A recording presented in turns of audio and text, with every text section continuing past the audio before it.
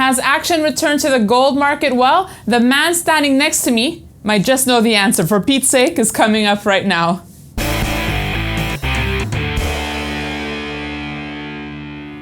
As always, Peter Hug will enlighten us today with some insight into the market. Peter, thank you so much for joining me. Nice to see you again, Daniela. So Peter, is it me or are we seeing some activity resume into the gold market today? Well, I think there's been activity in the market. I think we're still in the range. I think gold's still the 1580, 1630 range.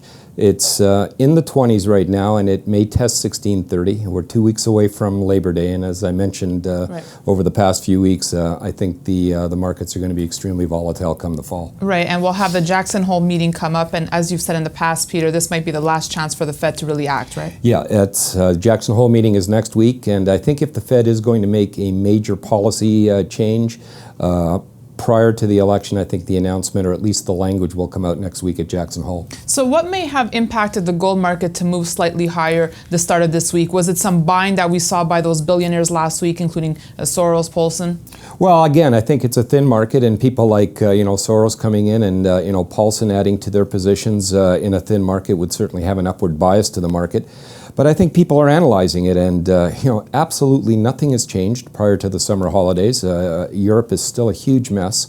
The fiscal cliff in the United States, we have some brokers indicating the clients sell all their stocks before that event occurs, is all conducive to people moving some of their money into precious metals. You have a thin market, and you've had gold run up very slowly, but silver started to react about last week, and it's up almost $1. Right, you mentioned silver up $1. Peter, that's something that you called last week. How did you make that call? Well, I just looked at the ratio, and I think if you're bullish gold, I think silver on a ratio basis was way undervalued. Gold at these levels should have silver trading on a historic basis in around $30, $32 an ounce, and it was just sitting in the 27, so it looked cheap. I was worried, though, if gold broke on the downside, that silver still had some more momentum on the downside. But it looks to me like whenever the gold market gets down into the 1585, 1590 range and silver gets under 28 into the mid-2750s, I'm seeing buying coming in, and I think they may be buying in anticipation of Labor Day. Okay, Peter, let's turn our attention to the PGMs. Now, platinum and palladium had some big moves towards the end of last week. Obviously, or perhaps due to the violence that we saw in South Africa. Is that what caused it to jump? Yeah, I think almost exclusively the platinum move was as a result of the violence with the unfortunate incidents with 34 miners being shot. The mine that was in question represents about 80% of the platinum production for South Africa. So platinum was at a $240 discount to gold. As of this morning, it's at about a $120 discount. So it's made a fairly significant move on the upside. And we've seen a lot of interest in the rhodium market as well. That mine produces a substantial amount of rhodium, and we're starting to get a lot of interest from fairly significant investors that are buying rhodium at these levels. Right, rhodium obviously key in catalytic converters in cars, right? Closely correlated to the auto industry. Correct, and also predominantly sourced from South Africa and Russia. And Russian supplies coming into 2013 are in question.